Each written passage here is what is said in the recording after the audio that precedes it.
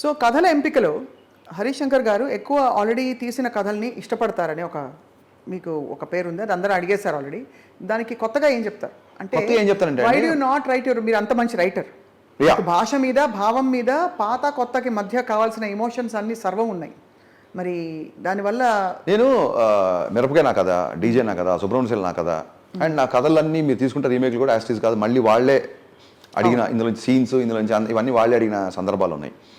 నేను చాలాసార్లు చెప్పా, ఒక సినిమా తీయడానికి ఒక కొటేషన్, ఒక నవల, ఒక క్యారెక్టర్ ఎన్నో ఇన్స్పిరేషన్ అయినప్పుడు ఇంకో సినిమాకి ఎందుకు ఇన్స్పిరేషన్ అవ్వకూడదు. నేను స్పెషల్ 26 అనే సినిమా చేద్దాం అనుకున్నాను, అప్పుడు నేను వేరే కథ మీద వర్క్ చేసుకుంటున్నా, ఈ లోపల వేరే వాళ్ళు తీశారు. సో నాకు ఏదో నచ్చింది అనుకోండి, ఆ రైటర్కి, ఆ ప్రొడ్యూసర్కి, ఆ దర్శకుడికి గౌరవం ఇస్తూ, వాళ్ళ క్రెడిట్స్ వాళ్ళకి ఇస్తూ, దానికి డబ్బులు ఇస్తూ చాలా రాజసంగా రీమేక్ అని చెప్పి మళ్ళీ 80% మారుస్తున్నా. అదే మీరు మళ్ళీ 80% మారుస్తున్నా. సో ఎనీ డే ఒక సాటి రచయితకి, సాటి దర్శకుడికి గౌరవం ఇచ్చి, మనకు మళ్ళీ అందులో ఒక చిన్న థ్రెడ్ వాడుకున్నా, ఒక ముక్క వాడుకున్నా వాళ్ళకి గౌరవం ఇచ్చి చేయడం అనేది చాలా నిజాయితీతో చేసే పని అండి నా ఫీలింగ్. నేను పేర్లు చెప్పను కానీ ఎంతమంది ఫ్రీ మేకలు చేస్తున్నారు, ఎన్నిసార్లు గొడవలైనా, ఎన్ని కాంట్రవర్సీలు అయినాయని మీకు తెలుసు. ఒక్క 2 పేర్లు చెప్పండి ప్లీజ్. అది చెప్పితే ఎలా ఉంటుందంటేనండి, మనది ఏంటి ఐ డ్రీమా, ఇది కాస్త ఇంకో వెబ్సైట్ అయిపోద్ది, వద్దులేండి. అవును, అదే వాళ్ళతో మీకు ఆల్రెడీ డిస్ట్రిబ్యూషన్లు అవుతున్నాయిగా, మీరు ఎందుకు జర్నలిస్ట్లో ఈ మధ్య? అదేనండి, నేను మళ్ళీ చెప్పా, నేను ఫ్రెండ్లీ ఫైట్ నేను ఎప్పుడు అగ్రెసివ్గా మాట్లాడినా ఆపోజిట్ ఎవరు కూర్చున్నారు చూడండి అంటున్నా. ఐడియల్ బిన్ జీవితో ఈ రోజు వరకు 20 ఏళ్ళ షాక్ అప్ నుంచి రివ్యూ చేసుకున్నారు, ఒక్క మాట లేదు. ఇప్పుడు మీరు తెలుసు, మీకు నాకు ఎప్పుడన్నా మొహామొహాలు చూడకుండా వెళ్ళేంత వరకు ఏమైనా గొడవలు వెళ్ళినాయా? మీరు జర్నలిస్టేగా, అంతేగా. బిఆర్ఎస్ గారు బతుకున్నంత కాలం ఎప్పుడన్నా ఇంత ఒక చిన్న సున్నం పెట్టుకున్నామా? సో యద్భావం తద్భవతి, అంతేగా. న్యూటన్ రియాక్షన్, మీ యాక్షన్ తగ్గట్టుగా నా రియాక్షన్ ఉంటుంది, అంతే. ఇది ఫిక్స్ అయిపోయినాయి. ఇప్పుడు ఏదో సినిమా రేపు పొద్దున రిలీజ్ అవుతుంది, గబుక్కుని ఏమైనా మాట్లాడితే రివ్యూలు, రేటింగ్ గురించి అసలు క్వశ్చనే లేదండి. అది మీ పత్రికా స్వేచ్ఛ, ఏ రివ్యూ అని ఇచ్చుకోవచ్చు, ఏ రేటింగ్ అని ఇచ్చుకోవచ్చు. పర్సనల్ అటాక్స్ అంటే ప్రొడ్యూసర్ ఇంట్లో ఇతను కూర్చొని తాగాడంట, ఇతను అలాంటివి వచ్చినప్పుడు నేను మా అత్తయ్య మావయ్య అబ్రాడ్లో ఉంటారు, వాళ్ళకి వెబ్సైట్లు తప్ప సినిమా గురించి ఇంక చూడకుండా వేరే ఆప్షన్ లేదు. వాళ్ళు విని ఆఫ్ కోర్స్ బాధపడతారు. ఎందుకు ఈ ఏజ్లో వాళ్ళని బాధ పెట్టాలి? అందుకు నేను I started off raising my voice and I will continue to do this. So అయితే హరీష్ శంకర్ గారు తాగారనమాట? తాగుతానండి, ఆమె అకేషనల్ డ్రింకర్. నేను నైట్ కూర్చొని తెల్లదంకా తాగేసి దాని వెనకాల ఈ రీజన్తో తాగాడని చెప్పడం, అసలు ఏ రీజన్ తాగాడని చెప్పడం ఎంత దారుణం, ఎంత న్యాయం, అది దారుణం. అలా ఐ లైక్ అంటే మరీ దాన్ని ఏమంటారు, మీరు నన్ను చూస్తే I always wanted to be energetic అండి. You look energetic and in fact మీరు చిక్కిపోయారు. సో నేను డ్రౌజీగా ఉండడానికి ఇష్టపడను. I don't like alcohol. That doesn't mean that I don't drink. పార్టీస్కి వెళ్ళినప్పుడు, అక్కడికి వెళ్ళినప్పుడు సరదాగా బీర్ పట్టుకుంటాం, అది కాదు. కానీ I don't like to be డ్రౌజీగా ఉండడం నాకు ఇష్టం ఉండదు. నాకు ఎప్పుడు ఎనర్జీగా ఉండడం ఇష్టం. ఎస్పెషల్ నైట్స్ అయ్యేసరికి పాటలు వింటూ అది వింటూ అలా ఉంటుంది తప్ప. అదొక it's your relaxation and that's your personal thing. We don't mean to intrude. No, public థింగే చెప్తున్నా కదా. I do drink but I don't like alcohol to drink much. Right.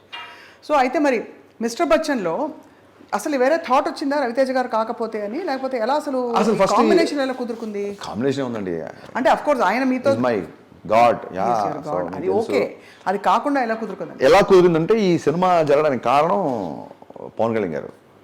ఆ సినిమా మధ్యలో ఆయన ఎలక్షన్ కూడా వచ్చేసి ఆయన క్యాంపెయిన్కి వెళ్తున్నారు అనగానే ఫాస్ట్గా సినిమా ఫినిష్ చేసి గబుక్కుని ఆయన మళ్ళీ వచ్చి షూటింగ్ అంటే వీ షుడ్ బి అవైలబుల్ కదా అన్న దాంతో స్టార్ట్ చేస్తే, నాకంటే ఎక్కువ స్పీడ్గా పనిచేసే హీరో రవితేజ్ గారు కాబట్టి ఇమీడియట్గా అలా స్టార్ట్ అని అప్పటికప్పుడు కూర్చొని కథ రాద్దాం, లేదా ఇంకొక అలా అంటే లేట్ అయిపోద్ది. మళ్ళీ ఈ గబుక్కుని ఈ సినిమా ఎవరైనా తీసేస్తారేమో. ఇది సినిమా ఫస్ట్ హాఫ్ నేను థియేటర్ చూడగానే నాకు ఫస్ట్ హాఫ్ ఫామ్ అయింది. అమ్మ పలికింది, ఒకసారి పలుకుద్ది అలాగా. సో అలాగా ఆ పలికిన అమ్మనే త్వరగా అని స్టార్ట్ చేశాను. మీకు ఎప్పుడు చెప్పన్న విషయం చెప్తున్నాను ప్లీజ్. నేను రవితేజ గారి ఫ్యాన్ అండి. ఓ, ఆయనకి చెప్తే బాగుంటుందేమో. ఆయనకి మీరు చెప్తారని మీకు చెప్తున్నాను 100%. సో మీరు దయచేసి కొంచెం ఒక పేపర్ మీద ఎందుకు దాచారు ఈ భావం, ఈ మూగ ప్రేమ ఎందుకు ఇంతకాలం ఎందుకు ఉండిపోయింది? అంటే ఎప్పుడో అప్పుడు అది మీరు చాలా రెబల్ గా ఉంటారు, చాలా బోల్డ్ గా ఉంటారు. ఏ mister mass Maharaj, I love you అని చెప్పండి, కెమెరా పని చెప్పండి. రవితేజ గారు నేను మీ అభిమాని అండి. రేడియోలో ఎక్కువ మీ పాటలే వేసేవాళ్ళు అండి. ఒక రవితేజ గారు ఫ్యాన్. రవితేజ గారు న్యూస్ డేట్ కాదే, ఆయన పాటలు కాదు, ఆయన నటించిన పాట నటించిన పాటలు రేడియోలో ఎలా వింటారండి? అవును, నటించిన పాటలు, మరి ఆ పాటలు వేయమని చెప్పి ఆయన నటించిన పాటలు వినిపించమని ఒక అతను ఫోన్ చేసేవాడు. రోజు పాట వేయకపోతే బుర్ర తినేవాడు. మీ ఇద్దరం కలిసి 2-3 పాటలు వేసి ఎంజాయ్ చేసి ఫోన్లోనే అతని చేస్తూ. రవితేజ గారు I think is timeless, ever green.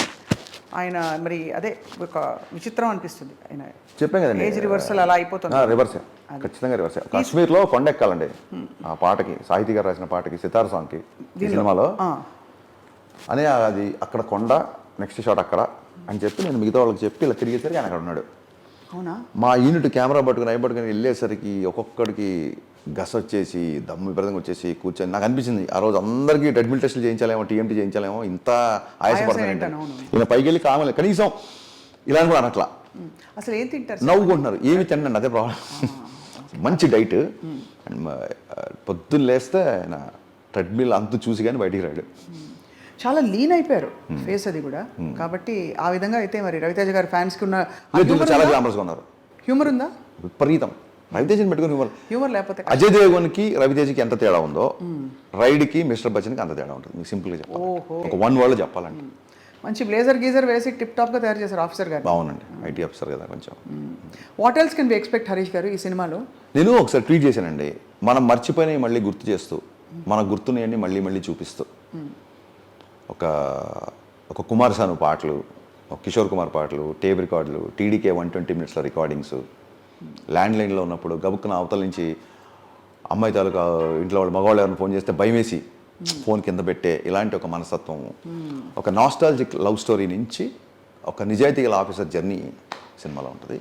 And మికిజా మీరు ఆల్రెడీ బ్లాక్ బస్టర్ ఆల్బమ్ ఇచ్చాడు. బ్లాక్ బస్టర్ సాంగ్స్ వస్తే చాలు అనుకున్న టైంలో బ్లాక్ బస్టర్ ఆల్బమ్ ఇచ్చాడు. దానికి సాహితీ గారు, వనమాలి గారు, భాస్కర్ భట్ల గారు, కాసర్ల శ్యామ్ గారు, అటు కమర్షియల్గా, ఇటు మాసిగా, ఇటు మంచి ఈస్థెటిక్ లిరిక్స్, నీలాకాశ నీడన, విడియాలన్నీ వీడన, ఇలాంటి ఒక అద్భుతమైన రొమాన్స్ని కూడా చాలా ఫ్యామిలీస్ కూడా ఎంజాయ్ చేసేలాగా పాటలు ఉన్నాయి. కాబట్టి ఆడియన్స్ మళ్ళీ మళ్ళీ చూసే సినిమా అవుతుంది.